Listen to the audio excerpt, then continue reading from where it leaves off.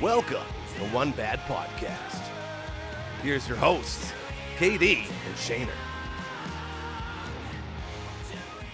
All right, KD, so we've split this up into two episodes talking about the Bach Tour, which makes sense because it's where we're coming full circle on the podcast. But yeah, I'm glad, again, this happens on this podcast, and I love it because I kind of purposely don't try to think too much or remember too much before we get into talking, because you jog my memory on stuff, and it's I kind of forgot how the saga with how we got bumped down to the first opener again happened. But it's interesting because I'm glad you brought that up about the guy on the phone, because and I thanks for your support, PS, because I felt so bad after that, getting us bumped down. But again, it was kind of in the works, like it was like they were looking for a reason to do that because of the second band and stuff. Anyways, it's a whole other thing, or one person anyways in that band. It's a whole other deal. But I remember it being like one of the first times I'd really noticed people being in the front row and just like not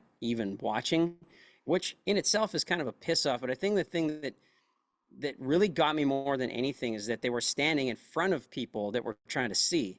And like that really got me, because you're like, man, if you're going to do that, like go 5 rows back, and then you can push your way up to the front. Anyways, there's something about like the justice of that just bothers me. It's not so much like, oh, you should watch the show if you're here. It's like, hey, if you only came to watch the headliner, great, go back and drink till they come on. But like to stand in the front and block people's view who were actually there, like, having a good time with us, man, it just grated me. And it happened a few times on that tour. So anyway, that's the end of that story. But there was definitely, there was a lot of stuff on that tour. So what's some other things you remember, dude?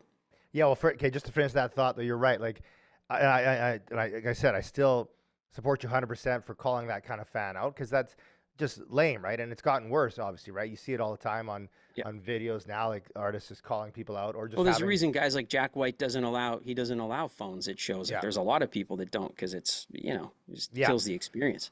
And I think that, and it also just shows on this Bach tour, like the fact that you weren't even like that. You weren't mean to the guy. You're just like, hey, get off your fucking phone. Which is like, I think that another lesson to the listeners or to other bands out there. It's like, if you think you're going to be like rock stars, you're going to pull like a Nikki Sixx on tour, just be like all crazy and rowdy and drunk. Well, no, like you do a minor thing like you did, which is just call out a guy in the front row for being on his phone, and it almost got us kicked off the tour, right? So it's like, I guess that just shows you that rock stars are fucking dead. But, it's like we were like humble, polite, on time the whole tour, hardly even like partied really compared to Bach. And it's like we almost got kicked out the tour for just like for having a bit of an edge, So but yeah, so some of the. It's a great point, man. There are no rock stars anymore, unless you're like the Gallagher brothers. You can just do whatever you want, right? But that's they've got carte blanche to do that. And I guess So some of the, like, I just wanted to just talk about a few of the memories from that tour that were awesome, because it was a real slog of a tour, like crazy exhausting, but like. Just seeing America, like I feel like I've seen every state in America now because of that tour.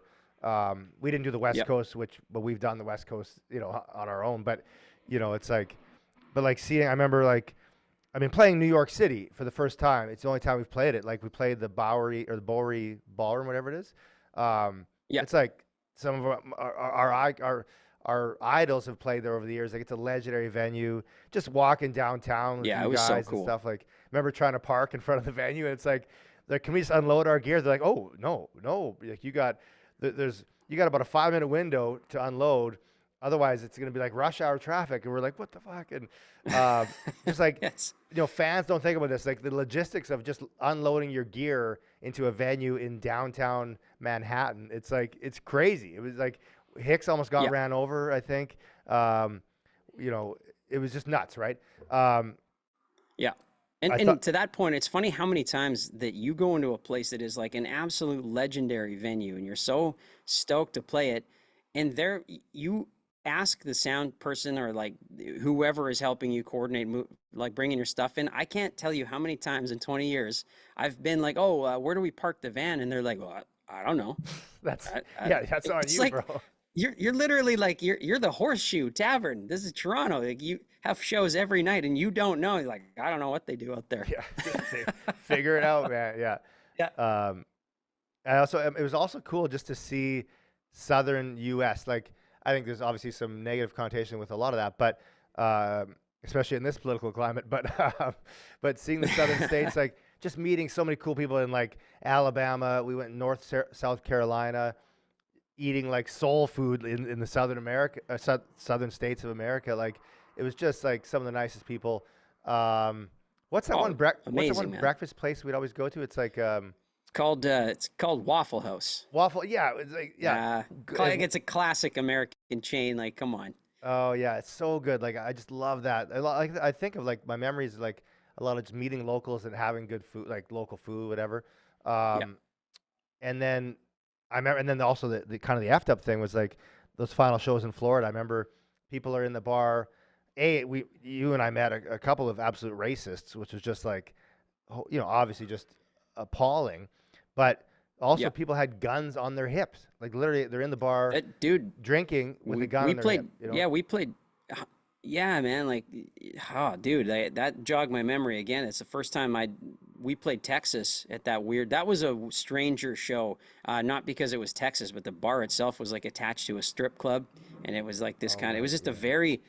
You walk in and you just get a vibe, and I'll never forget. I'm singing, and guys, they get their arms in the air cheering, and the guy it's the first time I've ever seen a gun in a bar. Like he had a shoulder holster with his gun, like flapping up and down as he's cheering, and I'm like, it just washes over you, and you think like, there's obviously a ton of similarities between Canada and the U.S., but there's things like that where you realize, like, yeah, this is a different place. It is different, and like you said, there was so many amazing people down there, like some of the cool, like you were saying, local places we went, but after or before shows that people, and they're just like so good to us. But yeah, there was definitely a few moments where you're like, well, you're probably about to tell the story about the Orlando, the place we were at. I think it was Orlando, not Sarasota, where the shooting was. Is that what you were thinking about?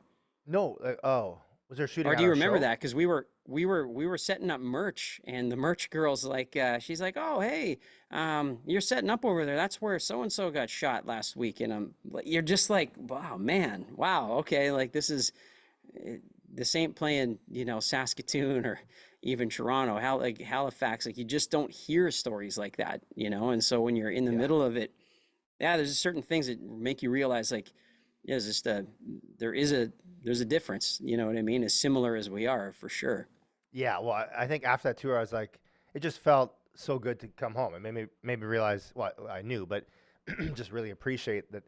Yeah, I wouldn't want to live anywhere else besides Canada. But yeah, that's you're right. I remember that the Florida and Texas, a lot of times guns on their hips, and then we'd play. Remember somewhere in the we were in the buckle of the Bible Belt. Remember, Yeah, and it was Halloween, so this timing that's that's timely because it's just Halloween yeah, here. We played a Halloween show in some Bible Belt town. I forget what it's called, but yeah, remember it was dry and there was no alcohol yeah. allowed at the show. And remember Bach was so angry because he was like, I mean, I get it, like. I don't think it was angry because he couldn't drink because he could just go on his bus, but he was angry because it's a rock show. It's Halloween.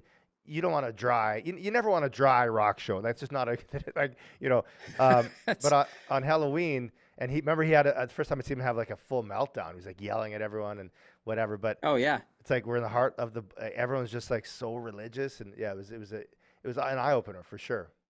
yeah. Super religious and super sober, like Super from so top to yes. bottom. So it was, and it also like it was kind of funny that it was like a big theater too. It was like such an interesting setting. It was like, but yeah, I mean, I think that's honestly, dude, when we look back over 20 years, it's like there are a million stories, and like everybody, I was saying before, they all want to hear tour stories and stuff. But I think besides the shows, which are always the best part, like there's just like the experiences you have going to all these different places, and as you know, it's different for a musician because you're kind of treated differently. Like everybody loves you. You're there to fuel the party. You know what I mean? Like so we often see the best of the best in some ways of people's generosity and their and we've seen some of the worst, obviously, like in 20 years. There's definitely been some shit. Early on in our career, I remember having to break up a lot of fights and just, craziness in the crowd and that kind of stuff. And that's rock and roll. It happens. But yeah, I mean, it's some of my favorite stuff is just like, you know, going around the world with you and just having these experiences and meeting these people and just, yeah, it's kind of like, it's cool that we get to chat about it now because it is when you're going through it, you don't reminisce as much, I find, because it's your day to day and Yeah. you're so friggin' tired the whole time and kind of just mentally and physically beat up that, you're not in the headspace to reminisce because it's so fresh. Well, you're right, and even just chatting, this is kind of a tangent, but we didn't really talk about Germany and stuff. We went to Germany together and played there, Yep. and but you're right, like sitting down having a cold German pint and like a schnitzel. It's like we did that, and but in the moment, yeah, you're so bagged, you're jet lagged, you're tired, you're thinking about the set list for tonight, you're worried that people aren't coming out or whatever. But Yep. it's not until years later you look back and like, hey, that was pretty cool, or like you Yeah, can actually absolutely, appreciate it, man. yeah, for what it was. Yeah. Well, and we'll move on from it now, but the last thing, unless you have anything else to say, but the last thing I'll say about the Bach tour that was very cool was that the very last show, and this was the moment we had that the singer moment there. But Bach brought everybody out from all the bands, and we had mics and stuff, and for what song did we sing at the end? Probably Was it a Kiss song um, or was it his song? I think it might have been it 18 was a and Skid Live? Row tune, I think. 18 in Life, maybe. Either way, it was kind of cool. He brought everybody out for one song and just had mics there and stuff, and that was a cool move. And just to bring everybody out and play like that was, and actually brought back a cool memory that we haven't touched on here. I mean, we could do a whole episode on some of the cool bands that we've had open for us, but I remember when we were playing like Buds and our very first, I'm pretty sure it was the This Aggression show when we were playing shows at the Classy Chassis from Saskatoon. Right, yeah. And we brought both bands together and we'd always do like a Christmas song with like everybody. And Matt, that's one thing I wish we maybe had a few more moments like that because they were not always easy to coordinate, which is probably why we didn't do it all the time. But that Bach moment reminded me of that because those are always cool when you're in with other musicians and just like cutting it up on a song. Another one of my favorite memories for sure. Well, and it's special for the fans too. Like, yeah, they don't get to see that often. And I think, I was gonna say, incidentally, when Bach brought us out to all join him, I think he asked you to go back on the drums when you tried to grab a mic. And he said, no, no, no, no, you back there, bro. Just the ultimate diss is like the final show. in the end, yeah, I wish he would have done that because in the end it would have been like, no, I don't believe you sing in a band. Get out of here. No, there's no way you could sound like me. You got short hair. I've never cut mine. Yeah, maybe that was part of it.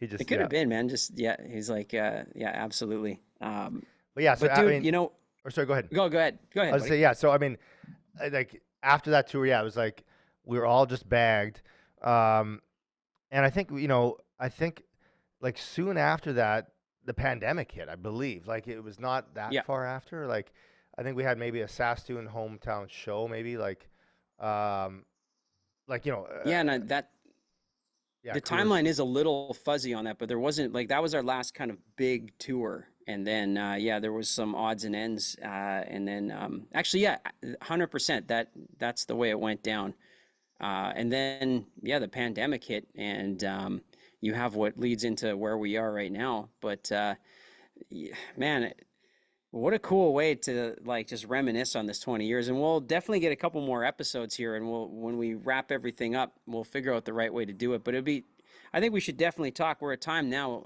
Next episode, we should definitely just talk about some of the pandemic stuff. I mean, I don't want to get crazy into it, but it was like, man, to go from full on 100% full steam ahead to full stop, like what a shock to the system, right? Oh, I remember, and we kind of started the whole podcast like this, but it really like there was many times where I thought is One Bad Son over? You know what I mean? Yeah. Like not just once. I mean, you know, when Hicks said he was done, like I was like, is OBS over? I mean, that's my first thought, right? Like, can we, you know, can you and I keep it going, and what would that look like? But and then just in general, I mean, just the that feeling of like, holy, we're never gonna get out of this podcast, let alone be able to play again. Or sorry, get out of this this pandemic, let alone play again. You know, it's like, yeah. I mean, I think there was many times. So yeah, we should talk about that, and then I think it's like talk about where we got to now with Tara and Cooley, and how it's like just such a positive vibe, you know. Yeah, absolutely, man. Okay. Thanks for listening to One Bad Podcast.